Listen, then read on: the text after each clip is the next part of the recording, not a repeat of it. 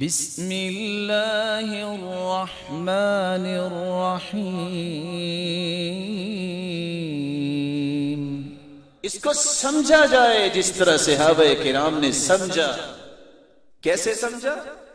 جیسے اللہ کے رسول صلی اللہ علیہ وسلم نے سمجھایا۔ امام زرکشی فرماتے ہیں من لم يكن له علم وفهم وتقوى وتدبر لم يدرك من لذة القرآن شيئا۔ جس کے پاس قرآن کا علم نہیں، غور نہیں کرتا اور فہم حاصل نہیں کرتا اور تقوی حاصل نہیں کرتا، وہ قرآن کی لذت سے آشنا ہو ہی نہیں سکتا۔ اور امام طبری اسی لیے تو کہا کرتے تھے انی لأتعجب ممن قرأ القرآن ولم يعلم تفسیرہ کیف یلتز بقراءته۔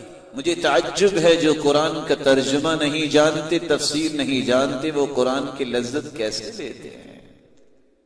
من قرأ القرآن وتدبر طالبا للهدى منه تبين له طریق الجنہ۔ امام ابن تیمیہ رحمہ اللہ فرمایا کرتے تھے جو قرآن کو غور و فکر کر کے پڑھتا ہے ہدایت کا سچا متمنی اور خواہش مند ہے، رب تعالیٰ اس کے لیے جنت کا راستہ آسان کر دیتا ہے۔